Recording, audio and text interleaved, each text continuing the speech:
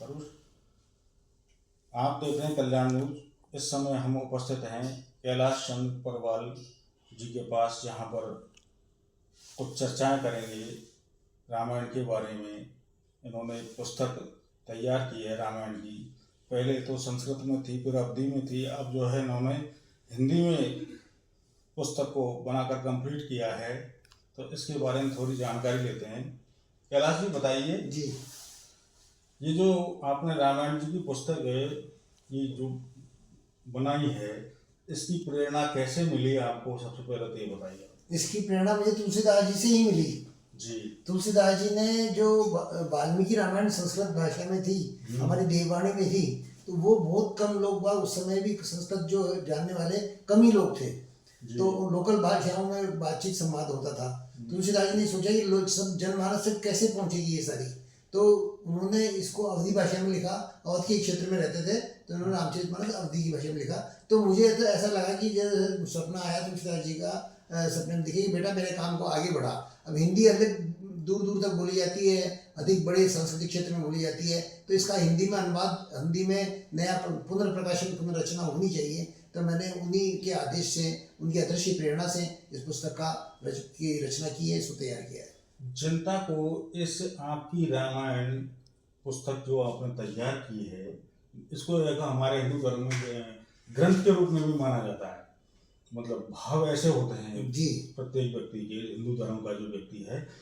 तो इससे जनता के लिए क्या परिणाम, क्या लाभ, क्या हानि, इस तरीके का कुछ वो है? ये रामायण जो है मेरी रामायण नहीं है, भगवान राम की रामायण है। जी। और मैंने हिंदी भाषा में इसकी रचना की है, काव्य रचना की है तो भगवान की ही रचना। भगवान की पुस्तक है, मेरी रामायण नहीं है, भगवान की रामायण। नहीं, रामायण तो भगवान की है, लेकिन इसे हिंदी भाषा में लिखने का अर्थ ये हुआ कि जो लोग भाषा के कारण दूर होते जा रहे हैं वो अधिक जुड़े, और जो लोग भाषा में पढ़ते तो हैं कि प्रसंगों की जानकारी इसलिए अवधि में लिखी हुई को भी कुछ समझ जाते हैं, लेकिन पूरा नहीं समझ पाते। अधिकतर तो औपचारिकता के कारण पढ़ते हैं। जब औपचारिकता के पढ़ने में ही उनको इतना आनंद होता है, आनंद की अनुभूति होती है, तो जब उनको भाषा जो समझते जाएंगे, पढ़ते जाएंगे, तो आनंद तो कई गुना, 10 गुना, 20 गुना, 100 गुना हो जाएगा। तो ये होता भी है, मैंने लोगों से फीडबैक भी लिया है। ये लाभ लोगों को पहुंचाने के लिए कि जो अधिक से अधिक लोग जुड़े, मैंने इसको हिंदी में रचना की है।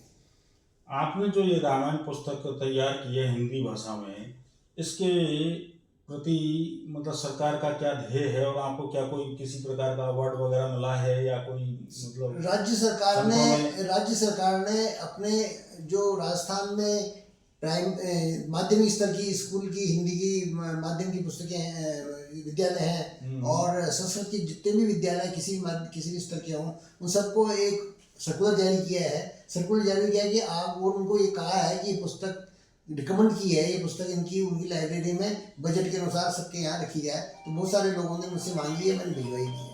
तो मैंने सुना है कि आपको सरकार द्वारा अवार्ड भी दिया गया है। हाँ, मुझे राजस्थान सरकार द्वारा भी अवार्ड दिया गया है, साहित्यिक पुरस्कार दिया गया है, जो 15 अगस्त को दिया जाता है, वो दिया गया है स्टेडियम में। और इसके अलावा मुझे कई संस्थाओं द्वारा देश विदेश में अवार्ड दिए गए हैं। एक बड़ा अवार्ड मेरे को ब्रिटिश पार्लियामेंट में भी दिया गया है। और अभी हाल ही में भारतीय संसद के अंदर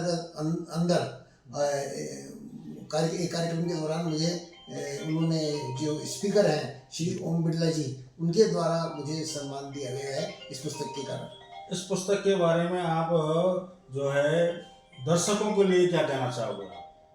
दर्शकों को ये कहना चाहेंगे कि जो रामायण के प्रेमी हैं और राम के में आस्था रखते हैं, और पढ़ने से ही अपने को धन्य समझते हैं, पढ़ने के साथ में उनको अर्थ भी समझ में आने लगा जाए, तो उनका कई गुना बढ़ जाएगा आनंद। और ऐसा मैंने जहाँ जहाँ से फीडबैक मिला है हुआ भी है। तो मैं दर्शकों को यही कहना चाहता हूँ कि इसको पढ़ें और इसका पाठ करें, ताकि आपके आनंद में कई गुना वृद्धि हो। और आप में इसमें वर्णित जो संदेश हैं, जो उपदेश हैं भगवान राम द्वारा दिए गए, उनकी मर्यादाओं का वर्णन है, उन सबको आप अपने मन में उतारें और उस पर अनुसरण करें।